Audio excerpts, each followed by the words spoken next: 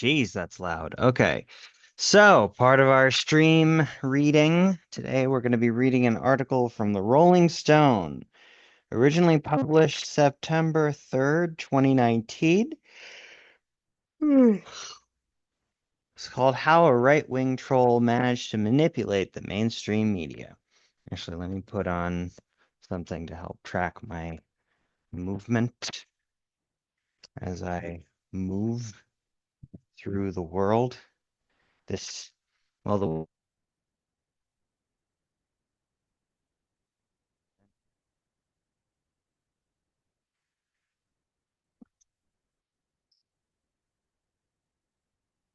oh,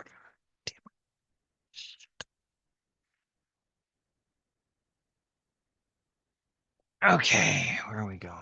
We're going here. And we're going to hear, double check that the audio is correctly in. Okay, cool. Okay.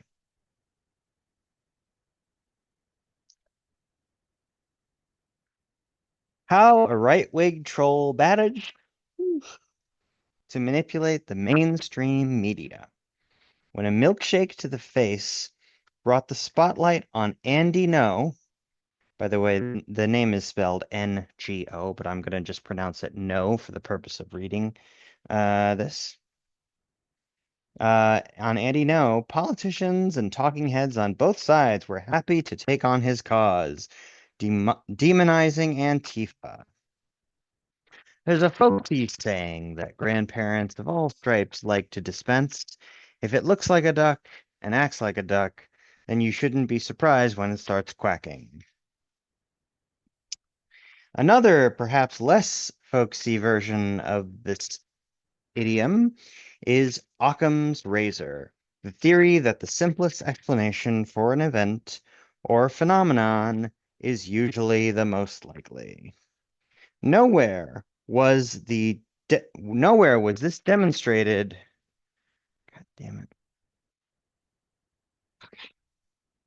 Nowhere was this demonstrated more quickly than in the case rise and equally rapid fall of Andy Ngo, the provocateur and social media personality who garnered nationwide sympathy last June when he tweeted that he was attacked by anti-fascist protesters at a Proud Boys rally. Last week, the local newspaper, the Portland Mercury, reported that a left-wing activist going undercover as a member of Patriot Prayer, a far-right group known for promoting and engaging in violent clashes with leftist activists, had given the publication an 18-minute video that included footage of No with a group of Patriot Prayer members as the members discuss an upcoming brawl, including weaponry to be used in altercations with Antifa. No, who describes himself as a journalist, did not record the conversation and does not appear to have his camera or notebook out. For part of the footage, he is seen on his phone. The story that No and Patriot Prayer have an understanding that the group offers him protection when he covers rallies in exchange for favorable coverage. While this has not been confirmed and No strongly denies these allegations, an audio conversation between members of the Proud Boys released by Willamette Week, that's a publication, Willamette Week. Willamette Week seemed to confirm we know and the Proud heard, as one man is recorded saying that No was attacked on June 29th because he refused an offer of protection. Andy No was fucking told that if he wanted protection from the PBs, Proud Boys, he went in with us and he went out with us, the man says. When reached for comment, No directed Rolling Stone to his attorney, Harmeet Dillon, who refuted the allegations made by the Portland Mercury. There have been suggestions made by that story and others that he is part of that group or embedded in that group or took protection from that group, which is absolutely false, she tells Rolling Stone. Nonetheless, the footage was highly embarrassing for No, who has long claimed to be an independent and objective journalist despite many left-wing activists in Portland accusing him of antagonizing them at rallies and selectively editing his footage to malign the left. Shortly after the footage was released, Quillette, a free thought publication with a libertarian bent, masthead, though founder Claire Lehman denied to the Daily Beast that it had anything to do with the recently surfaced Patriot Prayer footage. Okay.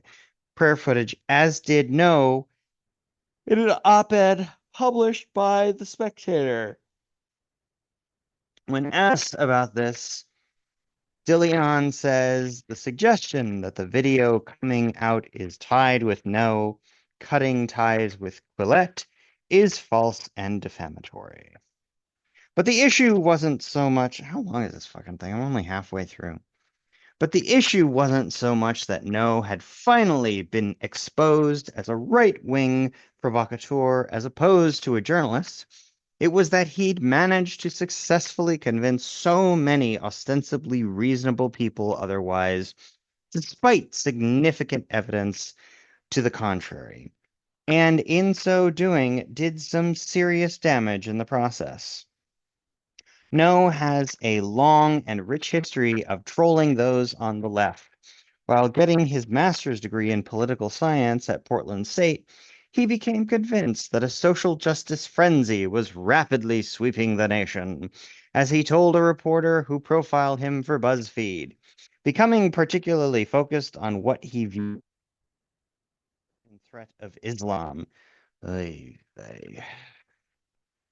In 2017, Ngo attended an interfaith student panel and tweeted a paraphrase of a Muslim student's comments about how non-Muslims would be treated in an Islamic state. After he posted the tweet, which used inflammatory language out of context, Ngo was fired from the campus newspaper, the Portland State Vanguard. At the time, the editor-in-chief of the Vanguard said the firing was not motivated by partisanship and that Ngo was removed from his post because the tweet was a half-truth that incited a reaction and implicated the student panelists. Bart and right-wing news outlets salivated over the story, painting Ngo as an innocent victim on the pyre of political correctness and liberal media bias. Yeah, so if any time you are, in my opinion, if at any time you're making a story or a post and Breitbart or the Daily Wire or the Daily Stormer come to your aid, you might be one of the baddies. Back to the article. It was the experience of getting fired that apparently gave Ngo his first taste of martyrdom. He started fashioning himself as a gonzo independent journalist of sorts, showing up at various far-right rallies in Portland, a city that has increasingly become a battleground of the culture wars. He developed a knack for obtaining footage of anti-fascist protesters that leaned into preconceived notions of radical leftists, making them look violent, red-faced, angry, or even just irrational, a gimmick that landed him a handful of spots as a commentator on Fox News. A paid commentator, I'm sure. He also found the time to rack up a few bylines, penning an investigation into the suspicious rise of gay hate crimes in Portland for the New York Post, which notably quoted gay Proud Boys member as saying a gay Proud Boys member as saying it was the most welcoming organization that I have ever been a part of. But it wasn't until Ngo was attacked at the June rally that he truly ascended to the ranks of right-wing media shitstir. Attacked by Antifa, bleeding, they stole my camera. This is his quote now. Attacked by Antifa, bleeding. They stole my camera equipment. No police until after, waiting for ambulance. If you have evidence of attack, please help, he tweeted later, adding that he had been diagnosed at the ER with a brain hemorrhage and that Antifa had thrown quick dry cement milkshakes at him. This claim was later debunked. Footage also surfaced. Okay, I'm going to take a step back here. Let's be clear. Um, as someone who has had a concussion, and as someone who has dealt with the medical documentation for that, you cannot get a medical documentation, CAT scan or whatever, to show that you have a brain aneurysm from a concussion. That's just physically fucking impossible because the ability of the technology to detect this stuff is not at that level yet, or at least it hasn't been for several years now. So, and this occurred in 2019. This specific event was somewhere between 2016 and 2019. So this guy is just full of shit, in my opinion. Like, in my opinion, he's fucking liar. Like, just based on that, what is physically possible in my opinion, he's a fucking liar, and he gets whatever he deserves, in my opinion. Footage also surfaced on Twitter of No at the rally, being doused with a milkshake and silly string, and getting punched by an antifa. And almost immediately, No garnered tremendous sympathy from both sides of the political aisle, even raising $195,000 from a GoFundMe setup following the altercation. GOP leader Kevin McCarthy swiftly condemned the anti-fascist protesters, saying Kevin McCarthy's a lying piece of shit. Even the people who voted for him to be the fucking Speaker of the House of Representatives said he was a lying piece of shit. So anyway, Kevin McCarthy lied again, saying the hate and violence perpetuated by Antifa must be by for full and speedy recovery for journalist Andy Ngo, while Senator Ted Cruz rallied for Antifa to be labeled a domestic terrorist threat. CNN anchor Jake Tapper retweeted an interview with No condemning Antifa, and Democratic candidates Andrew Yang, Eric Swalwell, and Senator Joe Biden also weighed in to defend No, with a campaign spokesperson for the former vice president telling the New York Post, violence directed at anyone because of their political opinions is never acceptable, regardless of what these beliefs might be, and that Andy knows attackers should be identified and investigated.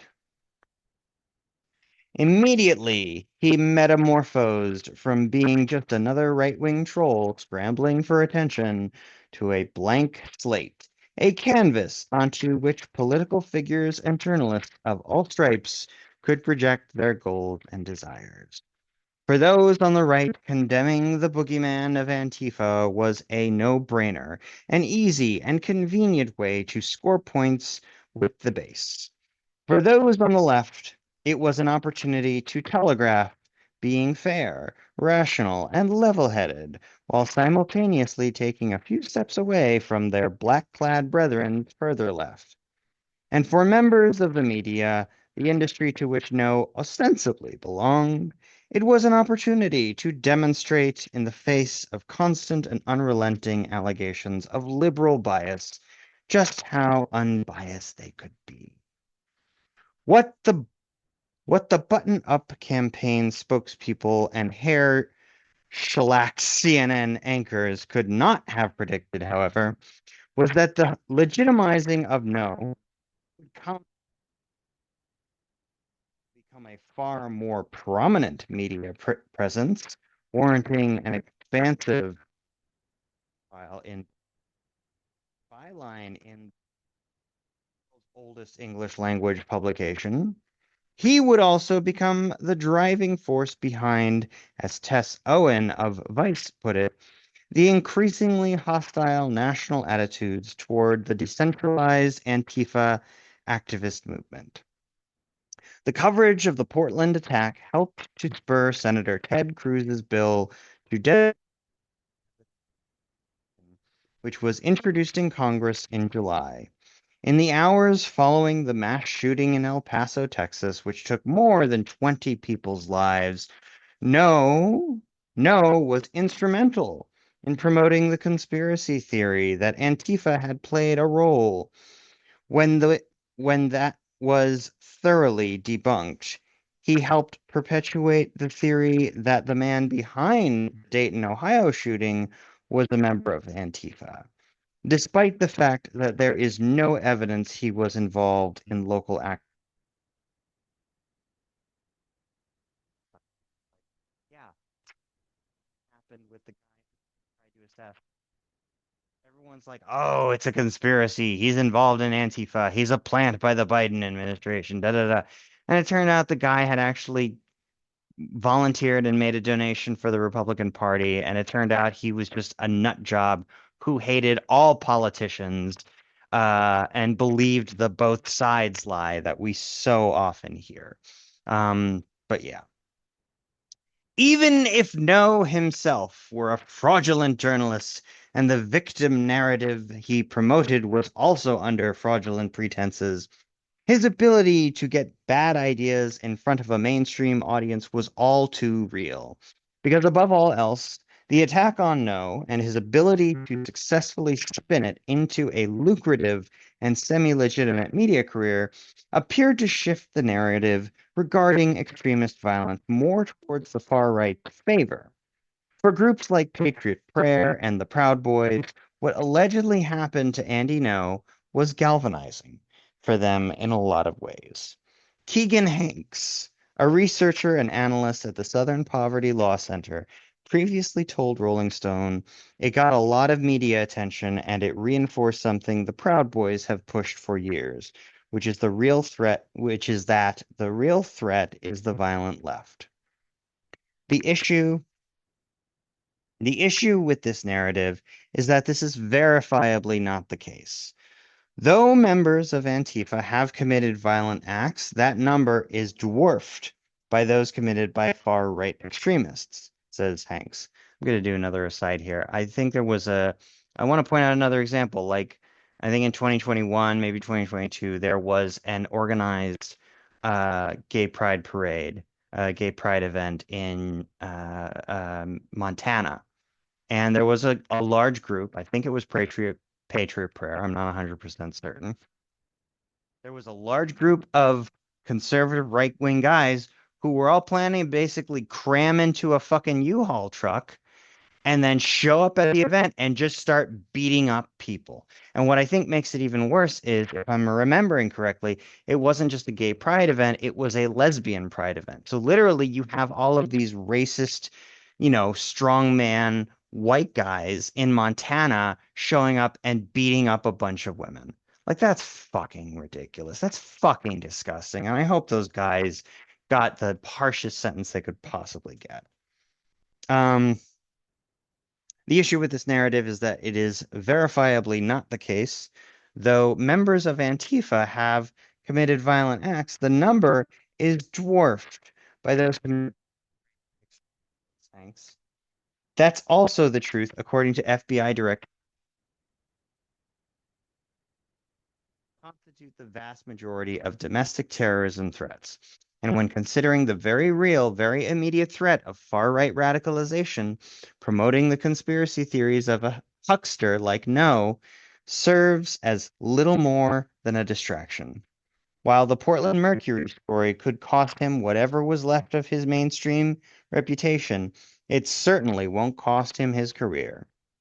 In the ever-expanding right-wing media ecosystem, there is plenty of room for trolls with a knack for video editing software and gaming Twitter to find an audience, particularly if they are telling that audience what they know they want to hear. It should, however, serve as a chastening, teachable moment to those who took him seriously, if only for a short time. That way, when some other ambitious young man with slick and dangerous ideas.